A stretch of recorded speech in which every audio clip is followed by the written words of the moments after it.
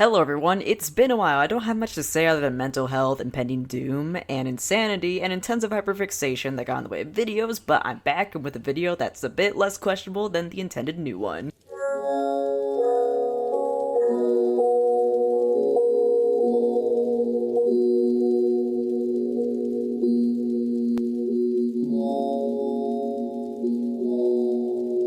So instead of talking about Five Nights at Freddy's, we're going to be talking about Murder Drones, which is an indie animation that has been produced by Glitch Productions, but was originally conceived and conceptualized by Liam Vickers, who is insanely talented, by the way. However, a lot of people complained that it got overshadowed with the arrival of the Amazing Digital Circus, which there is kind of a reason for that. The Amazing Digital Circus, in contrast to Murder Drones, is a lot easier to understand and has a lot of colors and such that can appeal to a wider audience than Murder Drones.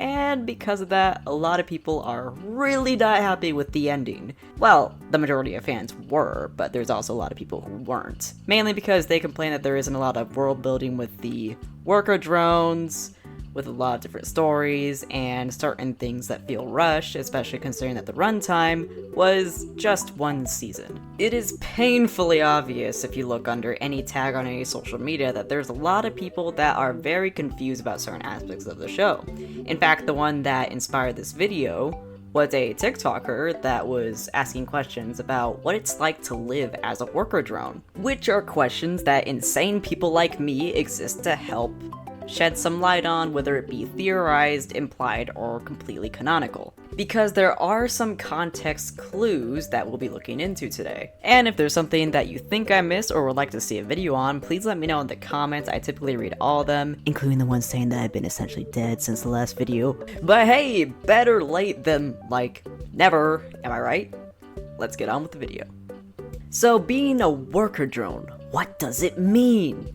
Anyways, congratulations on being built by the highly technologically advanced company called J.C. Jensen in Space. Your immortality has been specifically utilized and equipped to help mine exoplanets. However, considering various scenarios and abilities that certain drones are capable of, it is safe to assume that there are multiple different models, drones, and variations. In fact, the name Copper 9 doesn't necessarily mean that they just slapped a random number 9 on it.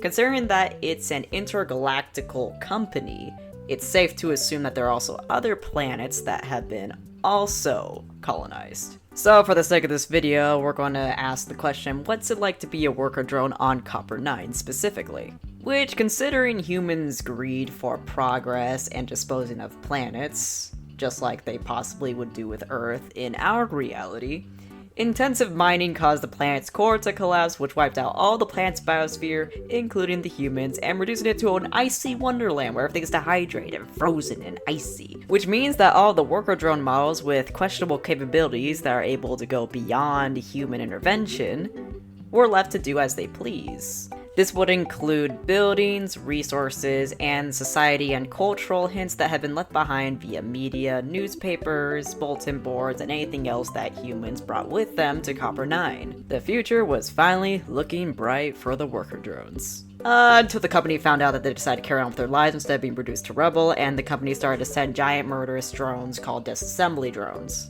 So it's back to isolation and the mining wards for them. Which, before we get into the anatomy and the construction of worker drones, it's important to note that there are a lot of differences between the worker drone and disassembly drones. For example, the disassembly drones, despite being made from prior worker drones, appear to have different extensions made, likely adorned after they were brutally mutilated and put back together and their memories being wiped. However, post-isolation, a few things were retained, such as family, jobs, and different values, and pamphlets left behind by previous workers. As a rogue worker drone, you have no semblance of purpose without your company present, which means that you have a blank slate, and you're probably doomed to mimic the fragments of societal standards that were left behind in your surroundings. An example being the existence of media transmissions, especially through piracy, as claimed by Uzi. There's also left behind movies, discs, and family objects. But considering the existence of a new generation of worker drones, what all is involved in the development of a worker drone, which newborns are also called untrained workers. The development structures aren't exactly the same as Earth. For example, we have several shots of Uzi's school, which is a big factor into how we figure out the life of a worker drones.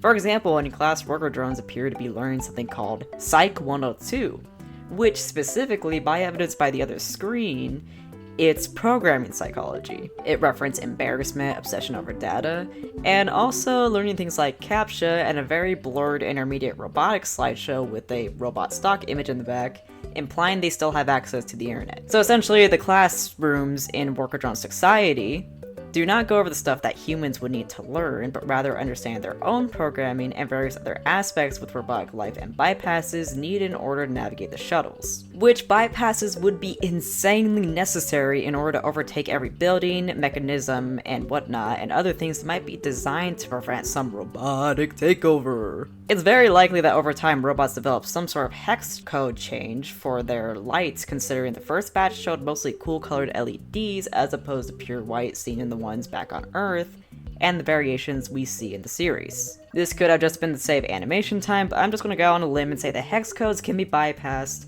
by a string of code utilized to differentiate different worker drone positions from model to model, and consequently carried on via code splicing in the creation of a new robotic child. And the reason I bring up the fixation on certain data is because teacher roles and who's qualified could likely be linked on that, such as being aware of their own programming and wanting to teach other robots about that, fixation on doors and not defense, forensics, and investigations. Kind of similar to how a human develops. However, there is an external factor involved. Consider the following.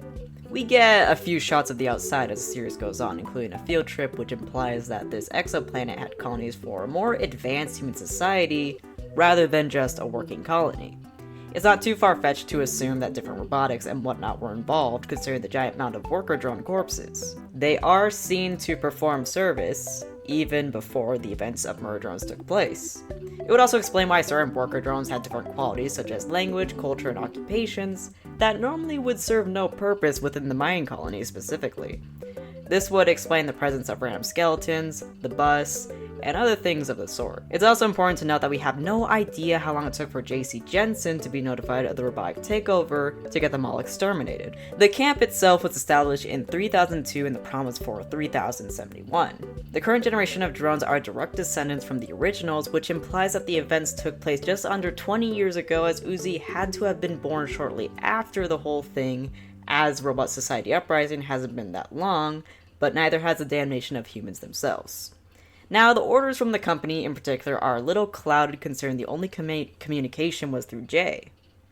By evidence of this clip, humans sent you without a communication relay and reformatted your memories to soup. Jay was getting orders from someone. If not the company through that relay, then who? And how?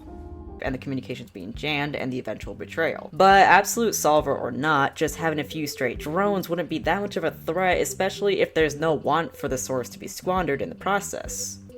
The reasoning for which is likely the transmission of the virus, as seen by the research facility underground, to try and understand the infected worker drones. More on this later. So it's likely that J.C. Jensen didn't care at all, but rather the absolute solver did. Now, the psychological programming and imprinting can vary from drone to drone, and there isn't a crazy focus on it, which there is enough to start theorizing and such on our own though. Drones are capable of developing anxiety, PTSD, depression, antisocial behaviors, and other qualities just like humans can, which is likely a consequence of developing AI. Another interesting thing is the hyperfixated data translating to the offspring of their children. For example, Uzi personality-wise carried a mostly exact depiction of her mom's attitude, fixations, wants, and needs, but has the same dramatic and exhibition mannerisms as Khan. Also the hair color, texture, etc. More so, the transmission of the solver, which is why the mention of the virus itself is so important to worker drone life. Uzi and Doll's mothers are likely not the only ones housing a virus, with some theories even saying that Thad could have had it as well, given the symbols on the hands and some of the worker drone's eyes not lining up. But also there's an entire facility dedicated to the virus, which implies these are not the only ones. It's also worth noting that there is a differentiation between zombie drones, infected drones, and murder drones, or disassembly drones as they're better known as. As far as consumption and resources go, most of the vending machines and whatnot are frozen over and empty. There's no eating scene at the prom itself, and the punch bowl would have likely killed them upon consumption. However, this teacher is seen drinking something anyway, so it's likely that oil is consumed across all robots involved. However, there is something that makes this complicated.